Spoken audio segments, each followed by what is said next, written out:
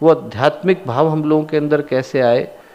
मुझे परम पूज्य गुरुदेव के द्वारा लिखी गई एक कहानी जो उन्हें प्रज्ञा पुराण के अंदर लिखी है, मुझको याद आती है। कहानी बड़ी प्यारी है। कहानी एक चित्रकार की है कि एक चित्रकार को उस राज्य के राजा ने बुलाया और उससे कहा कि आप एक ऐसा चित्र बनाओ जिसको देख करके मनुष्य के जीवन के विषय में व्यक्ति जान सके। उसने मनुष्यों के चित्र बनाए थे, पर मनुष्य के जीवन पर कैसे चित्र बनाए। बहुत दिनों तक वो सोचता रहा। सोचने के बाद आखिरकार उसने एक चित्र बनाया और चित्र बड़ा अजीब सा बनाया। एक प्राणी का था। वो प्राणी देखने में तो इंसानों जैसा लगता था, पर उसके मुंह पर बाल थे। बाल को आप हटाओ तो आप उसका चेहरा देख सकते थे और उसके पैरों में पंख लगे हुए थे। ऐसा चित्र उसने बना करके राजा को उपहार में दिया। राजा ने कहा कि अरे ये तो बड़ा विचित्र सा चित्र है, इसके पीछे की कहानी क्या है, इसके पीछे का मर्म क्या है। उसने कहा कि महाराज, ये चित्र मैंने इसलिए बनाया क्योंकि इसके माध्यम से आप मनुष्य के जीवन का अर्थ निकाल सकते हैं। बोले मनुष्य का जीवन जो है वो व्यक्ति को एक अवसर की तरह से मिलता है और इस अवसर को सौभाग्य में वो बदल पाता है जो समय की कीमत को पहचानता है, चेहरे पर पड़े बालों को हटा करके देख पाता है। और जो नहीं देख पाता उसके लिए जो मनुष्य जीवन का अवसर है वो पैरों में पंख लगाए हुए है, तुरंत उड़ करके चला जाता है। आदमी को पता भी नहीं चलता और कब भगवान जो है चेकआउट का नोटिस भेज देता है, हमें तो महसूस भी नहीं होता और अंतिम घड़ी आ जाती। तो चित्रकार जो बोला ये जो मनुष्य का जीवन है वो इस चित्र की तरह से है। और दोस्तों, हम लोगों को ये जो मनुष्य का जीवन है वो उसी चित्रकार के चित्र की तरह से मिला हुआ है। एक अवसर के रूप में हम लोगों को मिला है। एक ऐसे अवसर के रूप में मिला है जहाँ से अनंत प्रकाश की और अतुलनीय सौभाग्य की यात्रा शुरू होती है।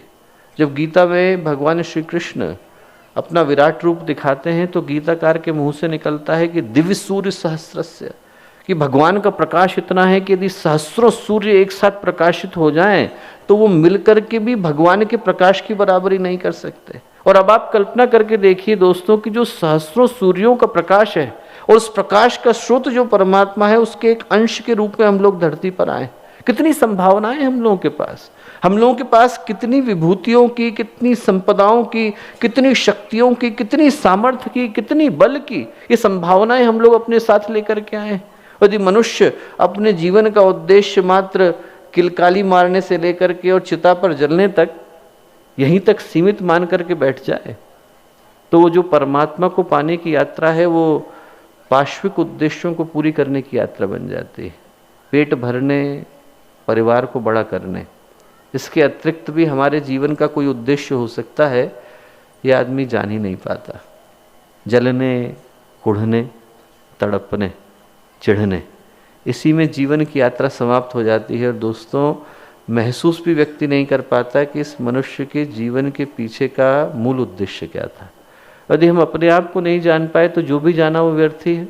हम जब पातंजलि का योग सूत्र पढ़ते हैं तो पातंजलि कहते हैं अथ योगानुशासनम योगस्य चित्त वृत्ति निरोधा, कि योग जो है वो चित्त की वृत्तियों का निरोध है।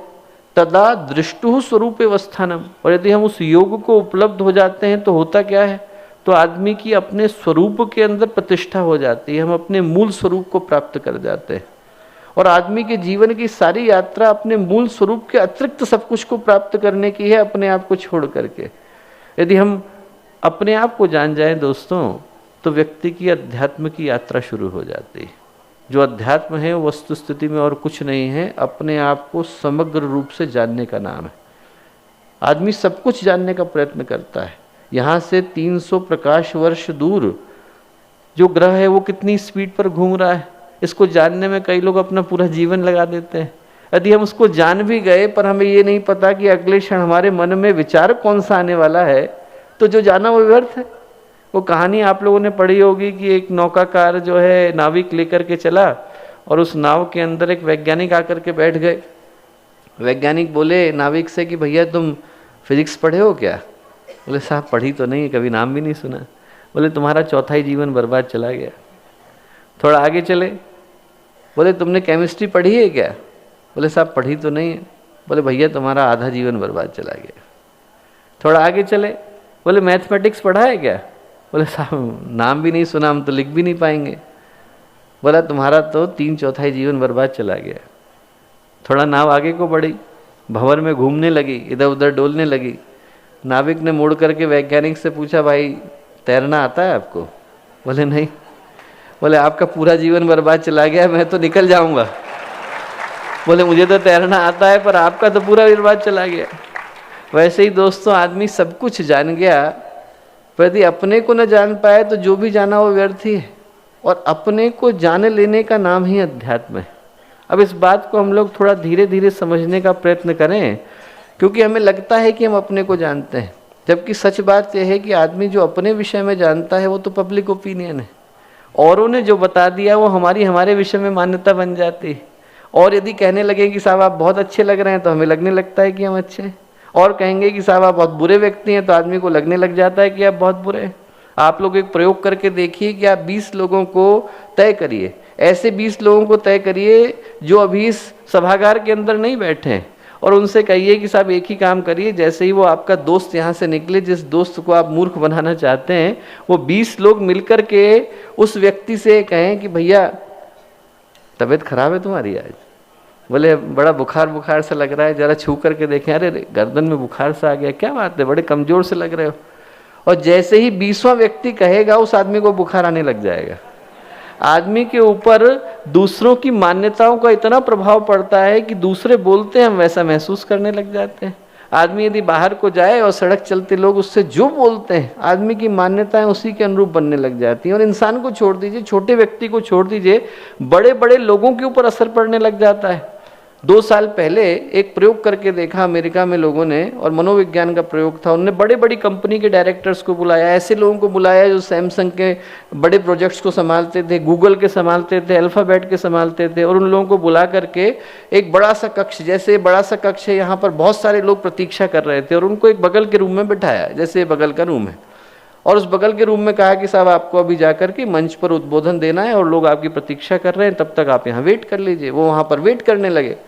जिस कक्ष में वो वेट कर रहे थे, उस कक्ष में 8 या 9 लोग एक्टिंग कर रहे थे। उनको नहीं पता था, पर वो लोग 8 या 9 लोग एक्टिंग कर रहे थे। और जो लोग एक्टिंग कर रहे थे उसमें से कोई जो है ये वैक्यूम क्लीनर चला रहा था, कोई बिजली की फिटिंग कर रहा था, कोई कुछ कर रहा था। पर वो लोगों को एक ट्रेनिंग दी गई थी, घंटी बजेगी तो जैसी घंटी बजेगी वो अपनी जगह पे खड़े हो जाएंगे, चाहे काम कुछ भी कर रहे हो। एक ही एक्टिंग उन लोगों को करनी थी, घंटी बजेगी तो खड़ा हो जाना है। और घंटी कभी भी बज सकती।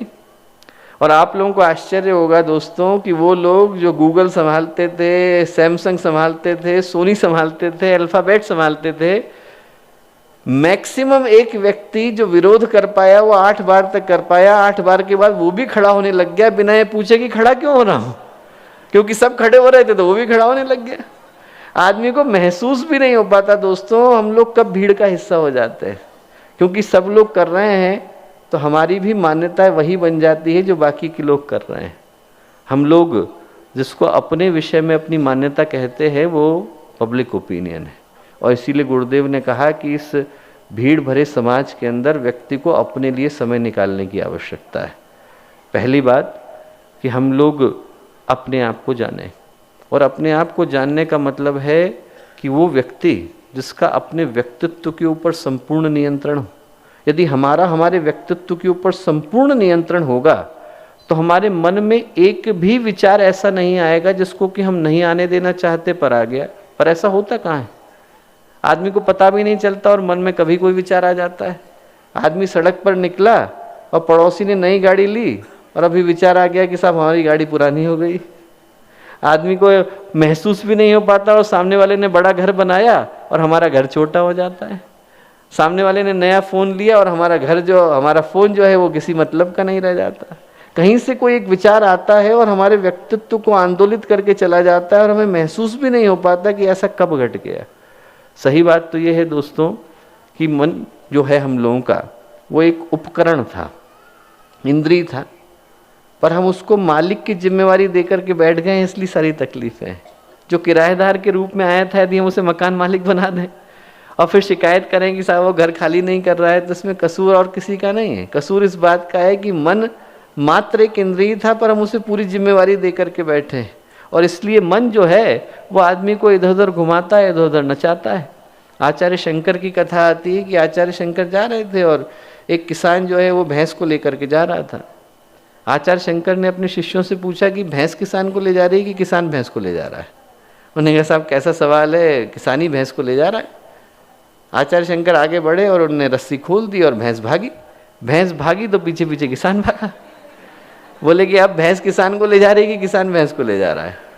वैसे ही मन हमारा है, मन हमारी इंद्रिय है, पर पूरे व्यक्तित्व को मन खींच करके ले जाता है, पता भी नहीं चलता और आदमी कहीं जाकर के खड़ा हो जाता है।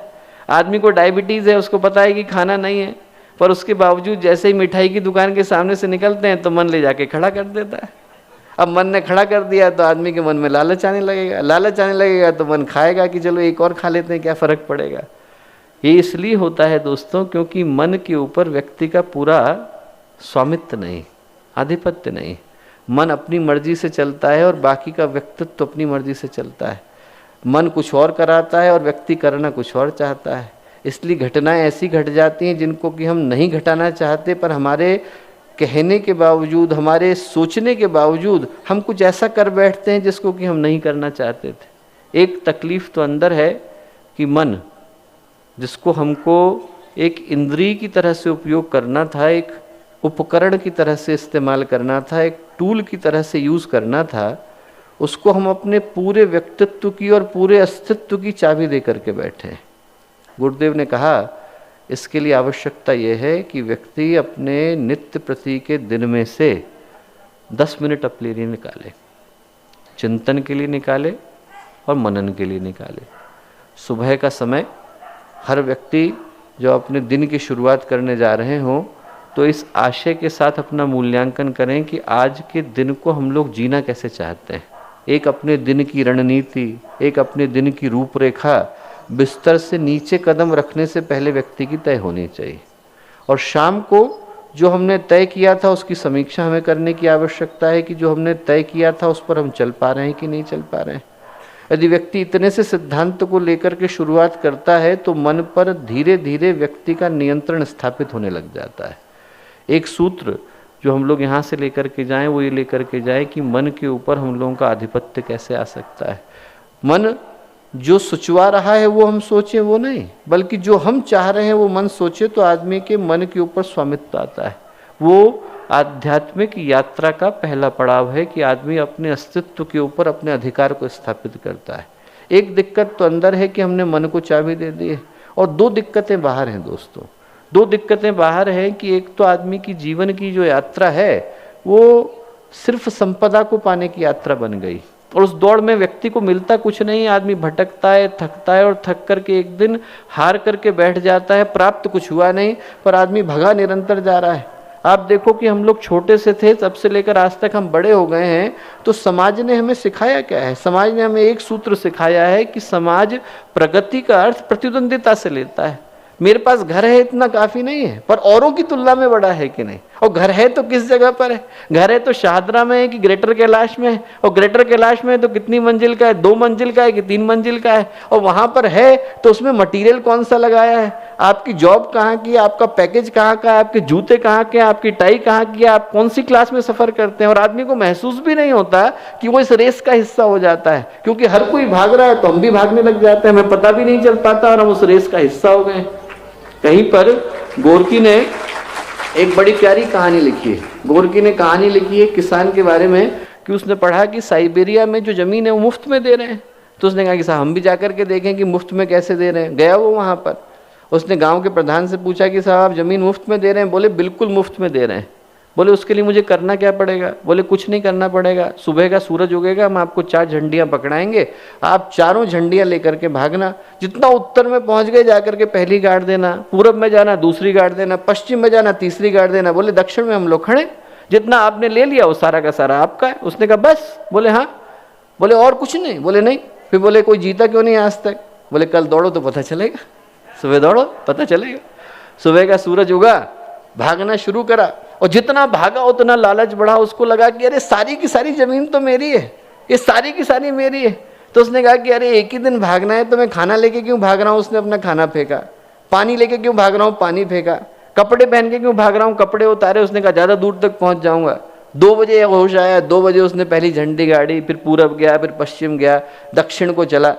दक्षिण को जब चला तो गोरकी ने लिखा है कि सूरज डूब रहा था, खाना खाया नहीं था, पानी पिया नहीं था, बर्फ में बिना कपड़ों के भागे जा रहा था, प्राण जा रहे थे, ऊर्जा रही नहीं थी। बोले उधर सूरज डूबा और इधर ये जो किसान था ये एकदम जो फिनिश लाइन थी, अंतिम रेखा, उससे 6 फीट पहले जा कर के बेहोश हो गया। होश आया तो देखा सारा गांव खड़ा है और ताली बजा रहा है। बोले भैया तुम तो बहुत दूर आ गए। बोले बाकी के लोग तो इतने लालच में पड़े कि आज तक लौट के नहीं आए, वो झंडियाँ ही गाड़ रहे हैं। बोले तुम तो बहुत दूर आ गए। उसने पूछा कि जो जमीन बच गई है इसका आप करोगे क्या? उसे लगा कि शायद मुफ्त में दे देंगे, मैं इतनी दूर तक आ गया। गांव का प्रधान बोला कि आपके मरने की प्रतीक्षा कर रहे हैं, आप मर जाओगे तो यहाँ पर आपकी कब्र खोदेंगे, इतनी आप साथ लेके जाते हो। भागता बहुत है आदमी दोस्तों, पर दुनिया की सारी दौड़ें चिता पर आकर के समाप्त हो जाती, पर बाहर की दौड़ आदमी को अपने अंदर उतरने से मना कर देती। ये सारी बातें मैं कह इसलिए रहा हूँ कि आदमी बाहर की दौड़ में उसको भूल जाता है जो मूल्यवान है। बाहर की जो संपदा की दौड़ है वो व्यक्ति को संस्कारों से जोड़ने से मना कर देती है। आदमी अपने अंदर गहरा उतर सके, अपने आप को जान सके, अपने अस्तित्व के ऊपर, अपने व्यक्तित्व के ऊपर संपूर्ण नियंत्रण स्थापित कर सके। हमारे मन के अंदर एक भी विचार ऐसा ना आए, हमारे मन के अंदर एक भी तरंग ऐसी ना उठे जिसको कि हम नहीं उठने देना चाहते, तो आदमी की आध्यात्मिक यात्रा का पहला पड़ाव संपन्न हो पाता है। स्वामी रामतीर्थ जब पहली बार गए, स्वामी विवेकानंद ने ही उनको प्रेरित भी किया था। जब पहली बार अमेरिका गए तो रूजवेल्ट मिलने के लिए आए, उस समय प्रेसिडेंट हुआ करते थे, और स्वामी रामतीर्थ अपने नाम के आगे लिखा करते थे कि सम्राट रामतीर्थ। तो उनको बड़ा आश्चर्य हुआ कि ये कैसे सम्राट हैं, हमने तो आज तक जितने भी राजा महाराजा देखे हैं वो सोने के मुकुट और बड़े बड़े एक्स्ट्रावेगेंट कपड़े पहन कर आते हैं। बोले इन्हें तो कपड़े भी नहीं पहने, कोपीन पहन करके बैठे हैं। तो उन्होंने पूछा कि आप कहाँ के राजा हैं साहब? रामतीर्थ बोले मैं अपना राजा हूँ। बोले क्या मतलब? बोले आपका आपके ऊपर आधिपत्य है क्या? रूजवेल्ट से उन्होंने पूछा। रूजवेल्ट ने कहा कि मैं समझा नहीं। बोले आपके मन में क्या वही विचार आते हैं जिनको कि आप आने देना चाहते हैं, कुछ भी आ जाता है? रूजवेल्ट बोला कुछ भी आ जाता है, चाहता तो कुछ और हूँ पर आता कुछ और है। रामतीर्थ बोले मेरे मन में एक भी विचार ऐसा नहीं आता जिसको कि मैं नहीं आने देना चाहता। बोले मैं अपना राजा हूँ। और रामतीर्थ बोले कि जो अपना राजा बन जाता है वो पूरी दुनिया का राजा बन जाता है। आप पूरी दुनिया के राजा बन गए पर अपने मन पर आधिपत्य नहीं है तो आप कंगाली रह जाते हैं दोस्तों। और आदमी यदि कुछ नहीं मिला है पर उसका अपने मन पर आधिपत्य है तो फिर वो अमीर हो जाता है, तो फिर वो तैलंग स्वामी हो जाता है, तो फिर वो गुरुदेव हो जाता है, तो फिर वो विवेकानंद हो जाता है। आध्यात्मिक यात्रा का जो पहला और आधारभूत सूत्र है वो यही कि आदमी का अपने मन के ऊपर संपूर्ण आधिपत्य आए। और ये आने के लिए हमें क्या करना होगा? पहला काम तो ये करना होगा दोस्तों कि आदमी अपने आप से झूठ बोलना बंद करे। आदमी अपने आप से झूठ बोलने की इस दौड़ में हम बाहर बोल देते हैं कोई बात नहीं, पर हम अपने आप से भी बोल देते हैं। जब आदमी जो है सही और गलत का भेद भूल जाता है, अच्छे और बुरे का भेद भूल जाता है, तो फिर आदमी की जिंदगी में पतन की शुरुआत हो जाती है। जो आज बुरा है वो कल अच्छा बन जाएगा यदि हम बुरे को बुरे की तरह स्वीकारने को तैयार हों। इसलिए गुरुदेव ने जो एक महत्वपूर्ण सूत्र दिया वो ये सूत्र दिया कि इसके लिए प्रत्येक व्यक्ति प्रतिदिन अपनी आत्म समीक्षा के लिए समय निकाले। गुरुदेव ने कहा कि हर व्यक्ति को अपनी निष्पक्ष आत्म समीक्षा करने की आवश्यकता है। तो मैं एक जो महत्वपूर्ण चिंतन दूंगा दोस्तों वो ये लेकर के जाने को कहूँगा कि हर व्यक्ति अपनी नित्य प्रति की दिनचर्या में से एक समय अपनी निष्पक्ष आत्म समीक्षा के लिए निकाले। तीनों बातें जो गुरुदेव ने कही हैं वो महत्वपूर्ण है। एक तो निष्पक्ष। निष्पक्ष का मतलब यह है कि जब आदमी अपनी समीक्षा करता है तो या तो गलतियां ही गलतियां ढूंढता है या फिर अपनी तारीफें ही तारीफें ढूंढता है। गुरुदेव ने कहा निष्पक्ष, कुछ गुण होंगे हमारे अंदर, कुछ दोष होंगे। जब हम अपनी खुदाई करेंगे तो हो सकता है कि कंकाल मिले, हो सकता है कि खजाना मिल जाए। जब हम अपने आप को जानने की कोशिश करेंगे तो हो सकता है कि कुछ ऐसी चीज़ें निकल कर के आएँ जो बहुत अद्भुत हैं और कुछ ऐसी चीज़ें निकल कर के आएँ जिन्हें सुधारने की आवश्यकता है। गुरुदेव ने कहा कि जब हम उनका मूल्यांकन करेंगे, उनकी समीक्षा करेंगे, तो हम पाएंगे कि हमारे व्यक्तित्व के अंदर कुछ ऐसे दोष आ गए हैं जिनको हटाने की, जिनका परिमार्जन करने की आवश्यकता है, और उसी का नाम आत्मसुधार है। जो दोष गलती से आ गए हैं, जिनको वहाँ नहीं होने की आवश्यकता है पर उनको हटाना है, उसका नाम आत्म सुधार है। और हमें लगेगा कि कुछ गुण ऐसे होने चाहिए थे जिनको अपने व्यक्तित्व के अंदर समाविष्ट करने की आवश्यकता है, तो उनको लाने का नाम आत्मविकास है, आत्मनिर्माण है। इन दोनों चीज़ों को यदि हम लोग साथ लेकर के जाते हैं तो फिर इस आध्यात्मिक यात्रा का जो पहला पड़ाव मैंने बोला, अपने अस्तित्व के ऊपर, अपने व्यक्तित्व के ऊपर स्वामित्व को स्थापित करना, उसका पहला चरण पूरा होता है। उसका पहला चरण है अपनी निष्पक्ष आत्म समीक्षा, ताकि हमारे व्यक्तित्व के अंदर जो भी है वो हमारी दृष्टि से ओझल न रहे। कुछ अच्छा है, कुछ बुरा है, और वो सारा का सारा हमारी दृष्टि के सामने होना चाहिए।